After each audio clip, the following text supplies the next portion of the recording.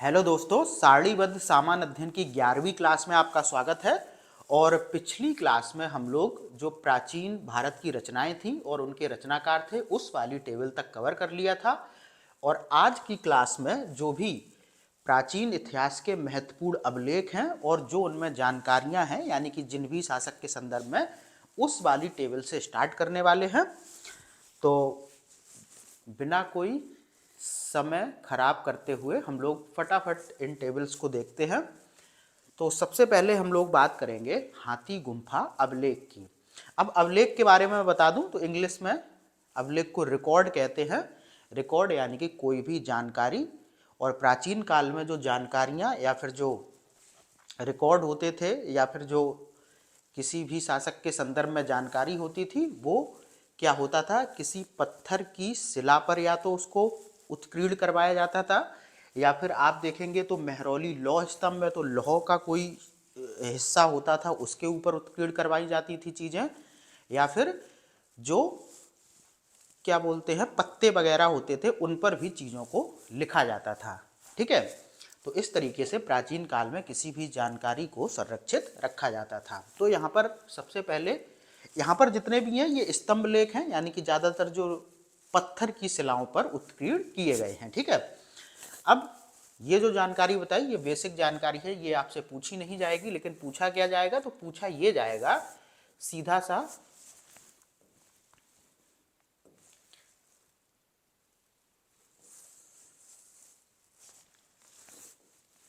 जैसे हाथी गुम्फा अभिलेख। अब सीधा सीधा पूछ लिया जाएगा कि हाथी गुम्फा अभिलेख किससे संबंधित है। ठीक है, तो ये है खारवेल से संबंधित। अब खारवेल के विषय में आप मेरे साथ पढ़ चुके हैं। ये चेदी वंश का महत्वपूर्ण शासक था और हाथी गुम्फा अभिलेख में इसी खारवेल के शासन की घटनाओं का क्रमबद्ध विवरण मिलता है। ठीक है, तो ये क्वेश्चन काफ़ी बार पूछा जा चुका है कि खारवेल के विषय में जानकारी किस अभिलेख में मिलती है, तो हाथी गुम्फा अभिलेख में। ठीक है, खारवेल चेदी वंश का एक महत्वपूर्ण शासक था। और देखो यहाँ से क्वेश्चन बनेंगे कैसे, ये भी मैं बता देता हूँ। या तो कथन के रूप में बनेंगे कि सीधा सीधा ऐसे बन जाएगा कि खारवेल के शासन की घटनाओं का क्रमबद्ध विवरण हाथी गुम्फा अभिलेख में मिलता है, और नीचे अलग कथन लगा देगा कि मेहरौली स्तंभ लेख का जो समीकरण है वो राजा चंद्र के बारे में, राजा चंद्र से जोड़ा जाता है या फिर चंद्रगुप्त द्वितीय से जोड़ा जाता है। ठीक है, इस तरीके से कथन के रूप में बन सकता है। या फिर सीधा अभी देखेंगे 2023 में ही क्वेश्चन पूछा गया था, जैसे ये नीचे वाले जो हैं मौखरी वंश के शासक के जो अभिलेख हैं उनके विषय में क्वेश्चन। तो क्या होता है कि यहाँ पर 4 अभिलेख दे देगा और उनसे संबंधित शासक दे देगा, फिर आपको वहाँ पर सुमेलित करना होगा। तो क्वेश्चन कैसे भी बने, जानकारी आपको होनी चाहिए, तो आप सभी प्रकार के क्वेश्चन कर लेंगे। ठीक है, अब देखो जूनागढ़ अभिलेख की बात करें, इसको गिरनार अभिलेख भी कहा जाता है। ठीक है, और यह किससे संबंधित है, यह है रुद्रा दामन से संबंधित। ठीक है, इसमें रुद्र दामन की विजयों, व्यक्तित्व और कृतित्व का विवरण है। ठीक है, तो रुद्रा दामन जो शासक था, इसकी विजयों, इसका व्यक्तित्व कैसा था और इसने क्या क्या कार्य किए, इसका विवरण हमें मिलता है जूनागढ़ अभिलेख से। ठीक है, अगला देखो है नासिक अभिलेख। नासिक अभिलेख की बात करें तो इसका जो रचनाकार है वो गौतमी वलसरी है। ठीक है, और इसमें सातवाहन कालीन घटनाओं का विवरण मिलता है।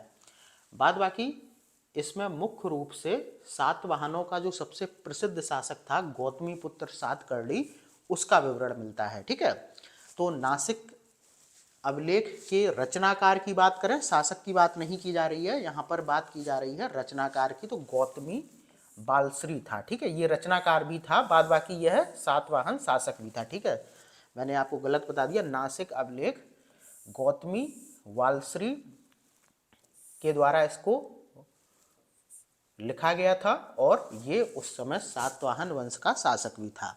लेकिन यहाँ पर जानकारी क्या मिलती है, तो सातवाहन कालीन घटनाओं का पूरा विवरण हमें नासिक अभिलेख में देखने को मिलता है, और मुख्य रूप से इसमें जो जानकारी है वो गौतमी पुत्र सातकर्णी के बारे में दी गई है, जो कि सातवाहन वंश का सबसे प्रसिद्ध शासक था। अगला प्रयाग स्तंभ लेख है, जिसे आप प्रयाग प्रशस्ति के नाम से जानते हैं। तो इसके संदर्भ में हम लोग पहले भी डिस्कस कर चुके हैं।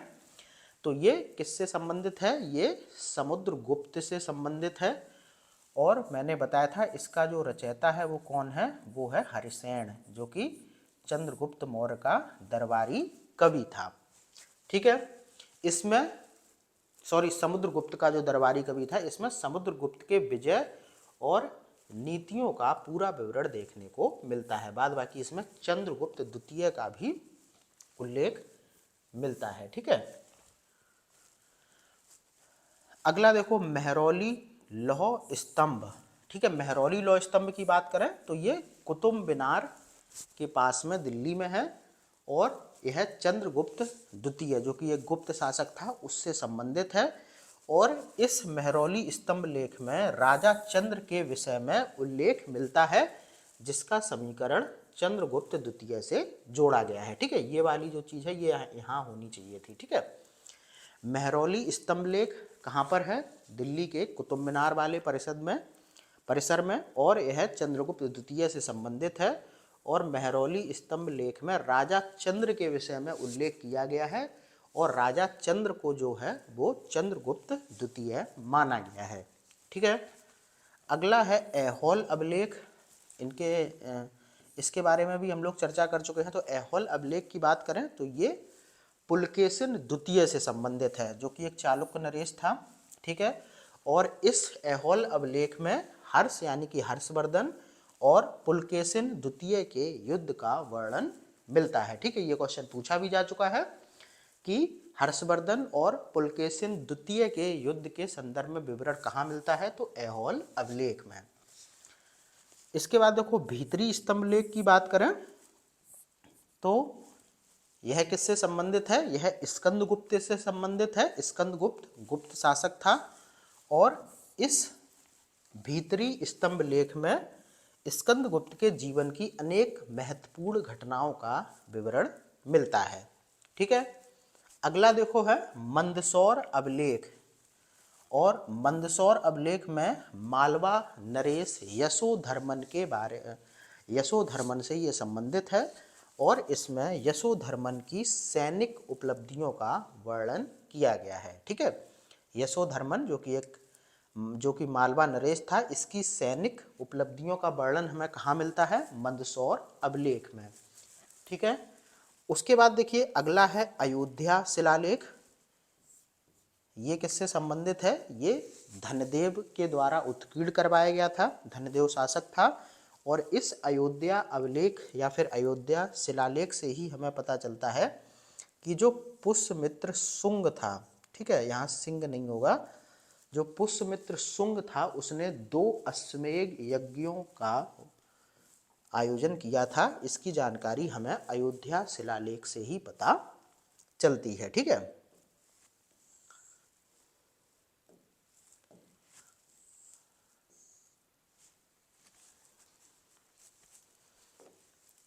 अब देखो ये यूपीपीसीएस ने 2023 में कुछ नए अभिलेख पूछे थे, जैसे कि जौनपुर प्रस्तर अभिलेख। ठीक है, ये मौखरी वंश के शासक ईश्वर बर्मन से संबंधित है, और इसमें ईश्वर बर्मन का ही विवरण मिलता है। ठीक है, और एक था हरहा पाषाण अभिलेख, जिसको ईशान बर्मन ने उत्कीर्ण करवाया था। वो भी मौखरी वंश का शासक था, और इसमें ईशान बर्मन का विवरण प्राप्त होता है। तो इनको भी याद कर लीजिए। ठीक है, नए हैं लेकिन यूपीपीसीएस ने हाल ही में इनको पूछा था। ठीक है, तो ये हो गए सभी अभिलेख। याद कर लीजिए किस शासक ने उत्कीर्ण कराया और इसमें किस चीज का विवरण मिलता है। ठीक है, अब बहुत ही इंपॉर्टेंट टेबल पर हम लोग आते हैं। ये हैं प्राचीन काल के प्रमुख विदेशी यात्री। तो आपको पता होगा हर काल में भारत में विदेशी यात्री आते रहे हैं, और इनके संदर्भ में जानना बहुत ही ज़रूरी है, क्योंकि यूपीपीसीएस हो या फिर कोई भी हिंदी भाषी स्टेट पीसीएस हो या फिर कोई भी वनडे एग्ज़ाम हो, वहाँ पर आप देखेंगे जो भी प्राचीन कालीन विदेशी यात्री हैं या फिर मध्यकालीन विदेशी यात्री हैं, उनसे खूब क्वेश्चन पूछे जाते हैं। ठीक है, तो इनको देखते हैं। सबसे पहले बात करते हैं मेगास्थनीज की। ठीक है, तो मेगास्थनीज जो था वह यूनानी राजदूत था, यानी कि यूनान से भारत में आया था। किसके दरबार में आया था? चंद्रगुप्त मौर्य के दरबार में। ठीक है, और ये जो मेगास्थनीज था इसको यूनान के शासक सेल्यूकस निकेटर के द्वारा भेजा गया था। ये वही सेल्यूकस निकेटर था जिसको चंद्रगुप्त मौर्य ने पराजित करके इसकी बेटी हेलेना से विवाह किया था। ठीक है, अब मेगास्थनीज की जो यहाँ पर एक पुस्तक है वो है इंडिका। ठीक है, मेगास्थनीज की पुस्तक इंडिका है जो कि मौर्यकालीन इतिहास को जानने का एक बहुत ही महत्वपूर्ण स्रोत है। ठीक है, ध्यान रखना, पुस्तक का नाम इंडिका, मेगास्थनीज की पुस्तक इंडिका, जो कि मौर्यकालीन इतिहास को जानने का एक बहुत ही महत्वपूर्ण स्रोत है। बाद बाकी यहाँ पर ध्यान रखना, मेगास्थनीज चंद्रगुप्त मौर्य को सेंड्रोकोटस कहता था। ठीक है, मेगास्थनीज चंद्रगुप्त मौर्य को क्या कहता था? सेंड्रोकोटस। और इस बात की पहचान किसने की है? इतिहासकार विलियम जोन्स ने। ठीक है, विलियम जोन्स ने पता किया है कि जो सेंड्रोकोटस शब्द का प्रयोग किया गया है वो मेगास्थनीज के द्वारा चंद्रगुप्त मौर्य के लिए किया गया है। ठीक है, अब हम लोग बढ़ते हैं आगे।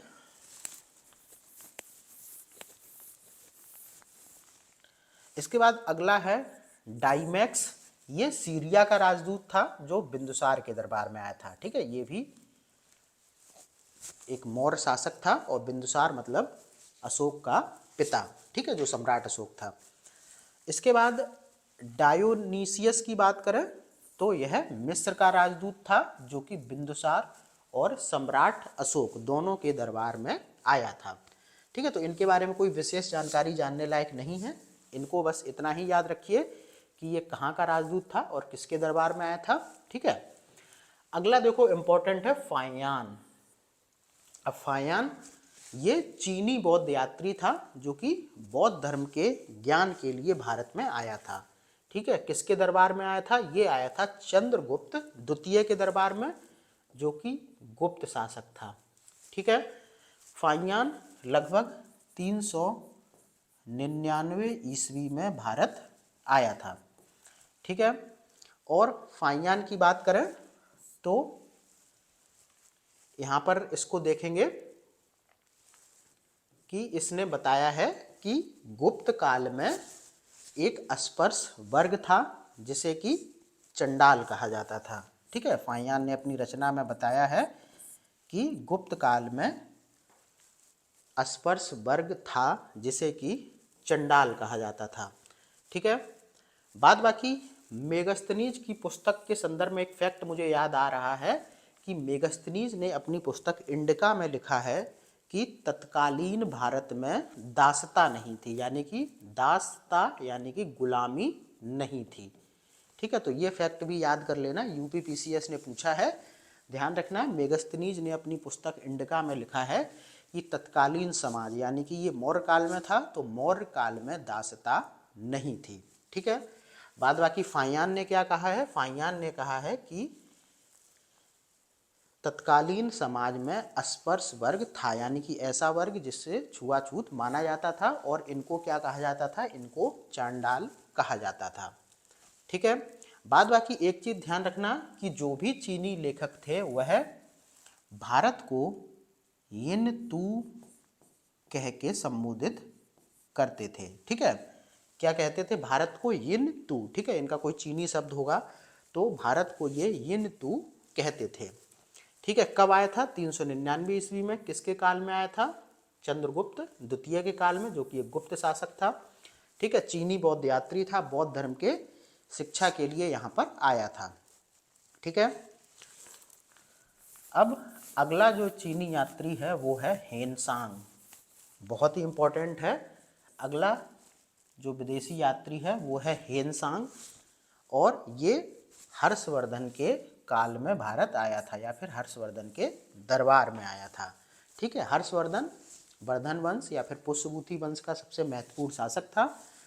हेनसांग यहाँ पर सेम उद्देश्य के लिए आया था, किसके लिए? बौद्ध धर्म की शिक्षा को ग्रहण करने। और ये कहाँ पर इसने अपनी पढ़ाई की थी? तो इसने कम से कम 2 वर्ष में नालंदा विश्वविद्यालय में अपनी पढ़ाई यानी कि बौद्ध धर्म का ज्ञान अर्जित किया था। बात बाकी ध्यान रखना, हेनसांग को यात्रियों का राजकुमार भी कहा जाता है। ठीक है, ये क्वेश्चन पूछा जा चुका है कि यात्रियों का राजकुमार किसे कहा जाता है। बाद बाकी यह बौद्ध धर्म का बहुत अच्छा जानकार बन चुका था यहाँ पर पढ़ाई करके, इसलिए इसको वर्तमान शाक्य मुनि भी कहा जाता है। ठीक है, वर्तमान शाक्य मुनि और यात्रियों का राजकुमार दोनों ही ह्वेनसांग को कहा जाता है। ठीक है, और किसके काल में आया था? हर्षवर्धन के काल में। पढ़ाई कहाँ पर की थी इसने? नालंदा विश्वविद्यालय में। ठीक है, तो ये बात हो गई ह्वेनसांग की। और एक और चीनी बौद्ध यात्री है जिसका नाम है इत्सिंग। इसके बारे में बहुत ज़्यादा आपको नहीं देखना है, बस इतना देखना है कि यह कब आया था। तो यह 671 या फिर 672 ईस्वी में दक्षिण भारत में आया था और चीनी बौद्ध यात्री था, यानी कि बौद्ध धर्म के ज्ञान को अर्जित करने के लिए ही यह भारत आया था। ठीक है, अब अगली जो टेबल आपके सामने है वह है प्राचीन काल में सिक्के। ठीक है, तो जो भी प्राचीन कालीन सिक्के हैं यहाँ से भी क्वेश्चन पूछे जाते हैं और यहाँ से बहुत सीधे क्वेश्चन पूछे जाते हैं। ठीक है, सीधा सीधा आपसे पूछा जाएगा कि मौर्य काल में सोने के सिक्कों को क्या कहते थे, चांदी के सिक्के को क्या कहते थे। ऐसे ही आप देखेंगे गुप्त काल में सोने के सिक्के को क्या कहते थे। और यहाँ से इसी फॉर्मेट पे क्वेश्चन मिलान के लिए भी पूछा जा सकता है। तो यहाँ पर फटाफट हम लोग देख लेते हैं। मौर्यकालीन सिक्कों की बात करें तो मौर्य काल में सोने के सिक्के को सुवर्ण या फिर निष्क कहा जाता था। ठीक है, चांदी के सिक्के की बात करें तो इसको पड़ कहा जाता था, और मौर्य काल में अगर तांबे के सिक्के की बात करें तो इसको मासक कहा जाता था। ठीक है, मौर्योत्तर कालीन सिक्के की बात करें तो सोने के सिक्के को मौर्योत्तर काल में यानी कि मौर्य काल के बाद का जो काल है उसको निष्क या फिर स्वर्ण कहते थे। ठीक है, उसके बाद चांदी के सिक्के को मौर्योत्तर काल में कहते थे शतमान और तांबे के सिक्के को कहते थे काकड़ी। अब देखो यहाँ पर थोड़ा सा कंपेयर करके भी देख लेना। मौर्य काल में सोने के सिक्के को सुवर्ण या निष्क कहते थे और मौर्योत्तर काल में निष्क शब्द तो बना रहा लेकिन सुवर्ण की जगह स्वर्ण हो गया। ठीक है, वहीं मौर्य काल में चांदी का सिक्का पड़ होता था लेकिन मौर्योत्तर काल में चांदी का सिक्का हो गया शतमान। तांबे का सिक्का मौर्य काल में मासक था लेकिन मौर्योत्तर काल में जो तांबे का सिक्का है वो काकनी हो गया। ठीक है, सातवाहन कालीन सिक्कों की बात करें तो सोने के सिक्के को सुवर्ण ही कहा जाता था जो कि मौर्य काल में कहा जाता था, लेकिन चांदी के सिक्के को सातवाहन काल में क्या कहा जाता था? कारसापण। और ये क्वेश्चन पूछा जा चुका है। ठीक है, लगभग सभी पूछे गए हैं वैसे तो, लेकिन ये हाल में ही किसी एग्जाम में पूछा गया है। गुप्तकालीन सिक्के की बात करें तो यहाँ पर देखेंगे सोने के सिक्के को क्या कहा जाता था? दीनार। चांदी के सिक्के को क्या कहा जाता था? रूपक। बहुत बार पूछा जा चुका है। गुप्त काल में चांदी के सिक्के को रूपक कहा जाता था। ठीक है, और तांबे के सिक्के को मासक कहा जाता था। तो ध्यान रखना कि गुप्त काल और मौर्य काल दोनों में ही तांबे के सिक्के को मासक कहा जाता था। बाद बाकी एक क्वेश्चन पूछा जाता है कि गुप्त कालीन सिक्कों का सबसे बड़ा ढेर कहाँ से प्राप्त हुआ है? तो यह प्राप्त हुआ है राजस्थान के बयाना से। ठीक है, राजस्थान के बयाना से गुप्तकालीन सिक्कों का सबसे बड़ा ढेर प्राप्त हुआ है। ठीक है, तो ये हो गए प्राचीन काल के सिक्के। अब हम लोग बात करते हैं प्राचीन काल में लड़े गए प्रमुख युद्धों की। तो प्राचीन काल में 3 ही प्रमुख युद्ध हैं, इनको थोड़ा सा हम लोग देख लेते हैं क्योंकि यहाँ से भी खूब क्वेश्चन बनते हैं। तो पहला युद्ध है दसराज का युद्ध, जो कि ऋग्वैदिक काल में है। ठीक है, कब? ऋग्वैदिक काल में लड़ा गया था। किनके बीच में? भरत वंश के राजा सुदास और 10 अन्य कबीलों के मध्य। ठीक है, और इस युद्ध का विवरण ऋग्वेद के 7वें मंडल में देखने को मिलता है। ठीक है, ये क्वेश्चन भी पूछा जा सकता है कि दसराज युद्ध का जो विवरण है वो ऋग्वेद के किस मंडल में देखने को मिलता है? तो वह 7वें मंडल में देखने को मिलता है। ये युद्ध हुआ कहाँ था? तो वर्तमान में जो रावी नदी है उसे ऋग्वेदिक काल में परोशनी के नाम से जाना जाता था। ठीक है, तो परोशनी नदी के किनारे ही यह दसराज का युद्ध हुआ था। कारण क्या था कि जो विश्वामित्र थे, विश्वामित्र को जब पुरोहित की पदवी से हटा दिया गया तो यही कारण बना इस दसराज के युद्ध का। किनके बीच हुआ था? भरत वंश राजा सुदास और जो ऋग्वैदिक कालीन 10 अन्य कबीले थे। विजय किसकी हुई थी? तो भरत वंश राजा सुदास की इस युद्ध में विजय हुई थी। तो ये वाले फैक्ट भी ध्यान रखना, तुरंत अपने जो बुक है उसमें नोट कर लेना कि ऋग्वैदिक काल में ये युद्ध हुआ था। इसका वर्णन ऋग्वेद के 7वें मंडल में देखने को मिलता है। युद्ध कहाँ पर हुआ था?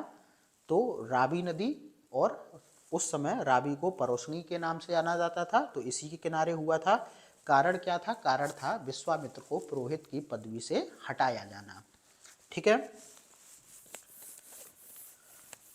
इसके बाद देखो अगला जो युद्ध है वो है हाइडे स्पीज का युद्ध या झेलम का युद्ध इसे कहते हैं। ठीक है, ये किसके मध्य हुआ था? तो जो पुरु या फिर पोरस था, यहाँ का एक शासक था कश्मीर के पास का, और सिकंदर के मध्य। ठीक है, सिकंदर को सभी जानते हैं और इस युद्ध में सिकंदर विजयी हुआ था। बाद बाकी ये जो झेलम का युद्ध है ये झेलम और चिनाब नदियों के बीच में हुआ था, और इस युद्ध में जो राजा पोरस था उसने बहुत ही बहादुरी के साथ में सिकंदर के साथ युद्ध किया, लेकिन अंततः पराजित हुआ। लेकिन सिकंदर ने पोरस की बहादुरी को देखते हुए जो भी राज्य था वो पुनः पोरस को वापस कर दिया और आगे बढ़ गया। ठीक है, अगला देखिए युद्ध जो है, अगला युद्ध है कलिंग का युद्ध। बहुत ही इंपॉर्टेंट है। कलिंग का युद्ध अशोक और कलिंग के शासक नंदराज के मध्य हुआ था, और इस युद्ध में जो सम्राट अशोक था वो विजयी हुआ। अब कलिंग के बारे में थोड़ा सा बात करें तो यह उड़ीसा राज्य में है। ठीक है, कलिंग का युद्ध कब हुआ था? तो 261 ईसा पूर्व में हुआ था। ठीक है, और कलिंग का युद्ध अशोक के राज्याभिषेक के 8वें वर्ष में लड़ा गया था। ठीक है, बाद बाकी जो कलिंग था वो सामरिक दृष्टि से भी महत्वपूर्ण था, क्योंकि यह दक्षिण भारत के जाने वाले रास्ते और समुद्री रास्ते दोनों को नियंत्रित करता था, इसलिए कलिंग की अपनी एक सामरिक स्थिति भी थी। ठीक है, और यहाँ पर ध्यान रखना कि इसी युद्ध में बहुत ज़्यादा नरसंहार के चलते लगभग कहा जाता है कि 1 से 1.5 लाख लोग इस कलिंग युद्ध में मारे गए थे, और इतने भीषण रक्तपात को देखकर ही अशोक विचलित हो गया, दुखी हुआ, और फिर आगे इसने बौद्ध धर्म को अपनाया और धम्म की नीति का पालन करने का पूरा प्रयास किया और बौद्ध धर्म का पूरे विश्व में प्रचार प्रसार किया। ठीक है, तो ये हो गए 3 प्राचीन कालीन युद्ध। इनको बहुत अच्छी तरीके से देख लीजिए, जो भी एडिशनल इंफॉर्मेशन मैंने बताई है उनको देख लीजिए, फिर हम लोग बढ़ते हैं आगे। आगे की टेबल में है शास्त्रीय नृत्य। ठीक है, अब यहाँ बहुत ज़्यादा समझाने वाली चीज़ें नहीं हैं, बस इनको आपको रटना है। ठीक है, रटना कैसे है? जो शास्त्रीय नृत्य हैं सबसे पहले देख लीजिए, इनकी संख्या 8 है। बाद बाकी एक चीज़ मैं आपको बता दूं कि जो भरत मुनि जिनके द्वारा की नाट्य शास्त्र की रचना की गई है उसमें शास्त्रीय नृत्यों का उल्लेख मिलता है। ठीक है, ये क्वेश्चन हाल ही में आप देखेंगे, शायद छत्तीसगढ़ पीसीएस हुआ है, उसमें ये क्वेश्चन पूछा गया है कि नाट्य शास्त्र की रचना किसने की है, तो भरत मुनि ने की है। ठीक है, बाद बाकी आप देखेंगे तो ऐसे भी पूछा जा सकता है कि नृत्य का संबंध निम्नलिखित में से किससे है, तो भरत मुनि से, क्योंकि उन्होंने ही नाट्य शास्त्र की रचना की है। बाद बाकी यहाँ से जो मोस्टली क्वेश्चन पूछे जाते हैं वो कुछ इस तरीके से पूछे जाते हैं। छोटा एग्जाम होता है तो सीधा सीधा संख्या पूछ लेता है कि कितने शास्त्रीय नृत्य हैं। ठीक है, बाद बाकी कंफ्यूज नहीं होना है, शास्त्रीय नृत्य और लोक नृत्य दोनों अलग अलग चीज़ें होती हैं। शास्त्रीय नृत्यों की संख्या सिर्फ 8 है। कौन कौन से? भरतनाट्यम, कथकली, मोहिनीअट्टम, कुचिपुड़ी, सत्रिया नृत्य, कथक, मणिपुरी और उड़ीसी। अब यहाँ से क्वेश्चन कैसे बनता है? सीधा सीधा राज्यों के संदर्भ में क्वेश्चन बनता है। एक तो कि कौन सा शास्त्रीय नृत्य किस राज्य में किया जाता है या फिर किस राज्य से संबंधित है। ठीक है, और इनसे जो संबंधित कलाकार हैं, कभी कभी वहाँ से भी क्वेश्चन सीधा मिलान के लिए, अभी देखेंगे 11 फरवरी को जो आरओ का पेपर हुआ था, क्योंकि बाद में कैंसिल हो गया, वहाँ पर शास्त्रीय नृत्य और उनके कलाकार के संबंध में सुमेलन के लिए पूछा गया था। ठीक है, तो भरतनाट्यम तमिलनाडु में होता है और इसके प्रमुख कलाकारों की बात करें तो पद्मा सुब्रमण्यम, यामिनी कृष्णमूर्ति, सोनल मानसिंह, मृणालिनी साराभाई और मल्लिका साराभाई। अब देखो यहाँ पर ये चीज़ें ऐसी हैं कि इनको आपको कैसे भी करके रटना ही पड़ेगा।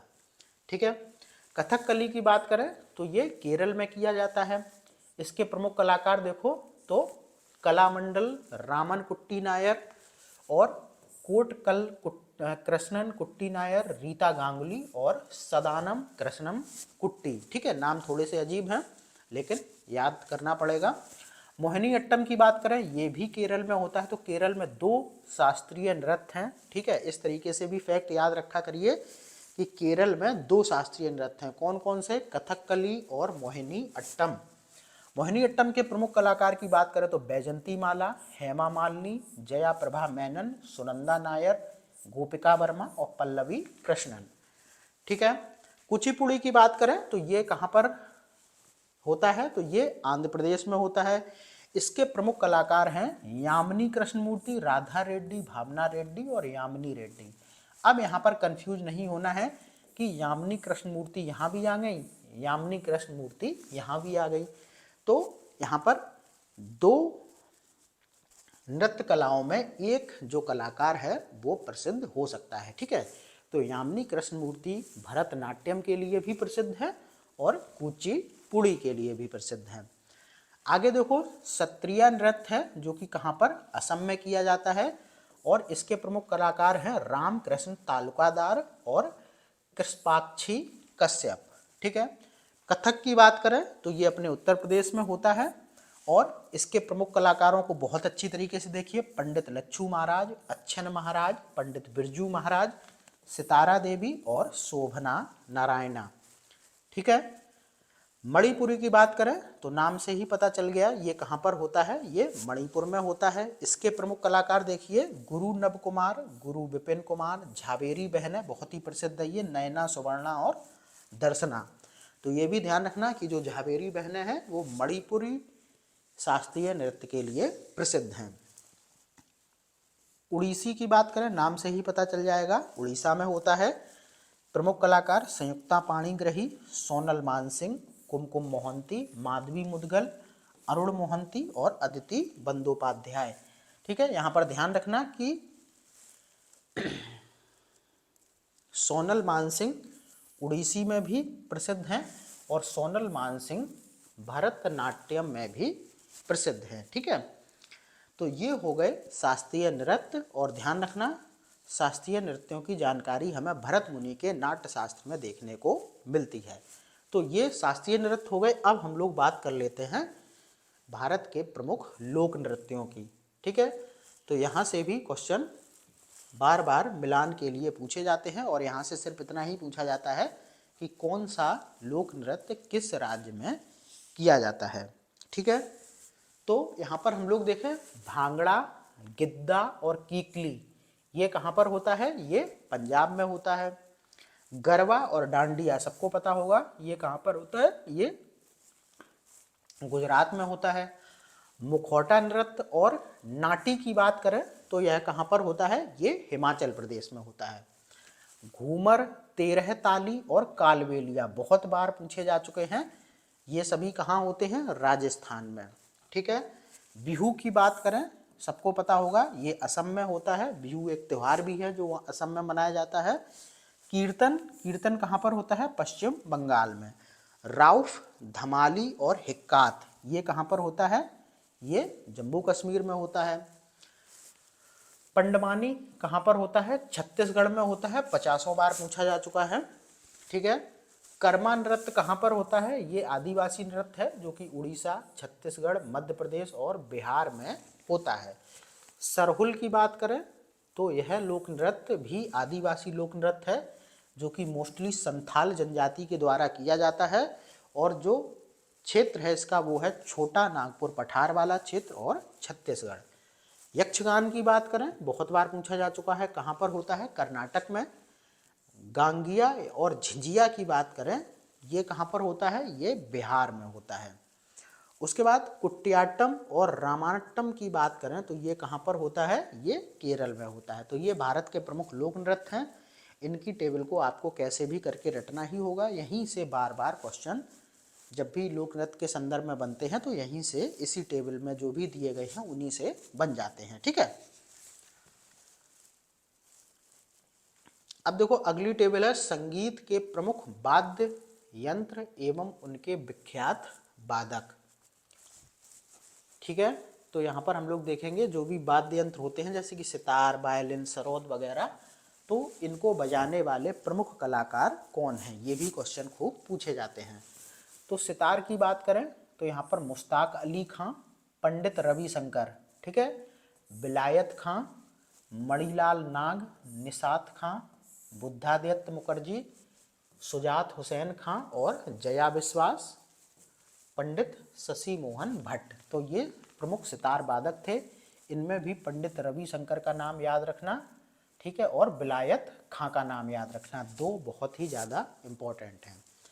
वायलिन की बात करें तो L Subramaniam, doctor N Rajam, Shishir Kanadhar Chaudhary, Vishnu Govind Jog, Lalgudi Jayaraman और बाल मुरली कृष्ण। ठीक है, तो वायलिन के बारे में बहुत ज़्यादा याद रखने की जरूरत नहीं है। सितार के बारे में मैंने बता दिया, पंडित रविशंकर और विलायत खां का नाम याद रखना। उसके बाद देखो सरोद की बात अगर हम लोग करें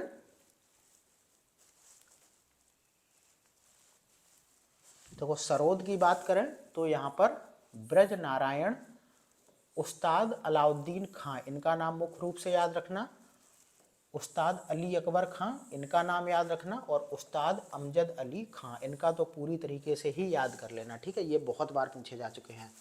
बाद बाकी अशोक कुमार राय, चंदन राय। तो सरोद के संदर्भ में 3 कलाकारों के नाम याद रखना, उस्ताद अलाउद्दीन खां, उस्ताद अली अकबर खां और उस्ताद अमजद अली खां। ठीक है, सारंगी की बात करें तो पंडित राजनारायण, अरुणा काले, संतोष मिश्रा, आसिफ अली खां, ध्रुव घोष, अरुणा घोष, रमजान खां और सबरी खां। ठीक है, तो यहाँ पर बहुत ज़्यादा नहीं पूछा गया है। अब शहनाई की बात आती है तो इनका नाम रट लीजिए, उस्ताद बिस्मिल्लाह खां का। ठीक है, बाद बाकी शैलेश भागवत, हरि सिंह, अनंतलाल, भोला प्रसाद प्रसन्ना और जगन्नाथ। वीणा की बात करें तो रमेश प्रेम, एस बालचंद्रन, कल्याण कृष्ण भगवंतार, असद अली, ब्रह्मस्वरूप सिंह। ठीक है, ये भी कुछ नहीं पूछे गए हैं। हारमोनियम की बात करें तो महमूद धौलपुरी, रविंद्र तालेगांवकर, अप्पा जुगलगांवकर और बासंती मापसेकर। यहाँ से भी क्वेश्चन नहीं पूछा गया है। अब देखो संतूर की बात करें तो पंडित शिव कुमार शर्मा का नाम याद कर लेना, और भजन सोपारी का नाम भी याद करना संतूर के लिए, और है तरुणा भट्टाचार्य। ठीक है, तो यहाँ संतूर के लिए 2 नाम बिल्कुल याद रखना, पंडित शिव कुमार शर्मा और भजन सोपारी।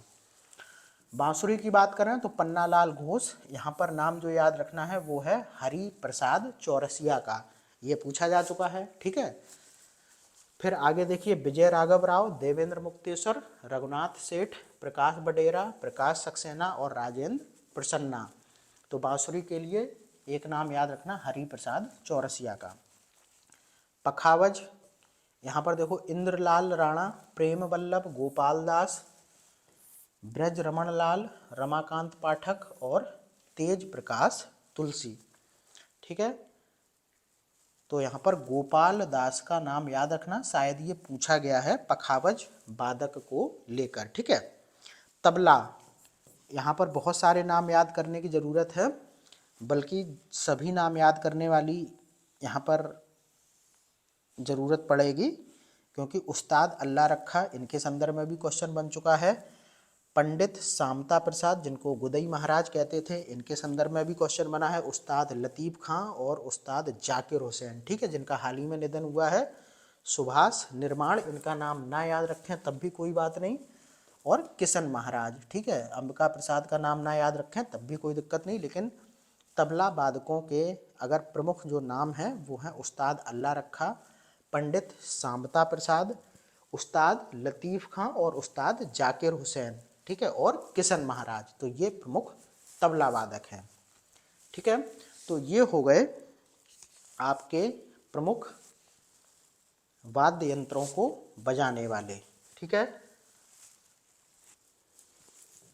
तो आज की क्लास में हम लोग इतना ही रखते हैं, फिर कल यानी कि अगली क्लास में हम लोग संगीत के प्रमुख ग्रंथ और उनके रचनाकार वाली टेबल से स्टार्ट करेंगे। तो आई होप चीज़ें आपको समझ में आ रही होंगी। बाद बाकी इन क्लासेस को आप अपने साथियों के साथ में भी शेयर किया करिए, ताकि इन क्लासेस का लाभ उनको भी मिल सके। ठीक है, तो मैं आपसे मिलता हूँ अगली क्लास में, तब तक के लिए धन्यवाद।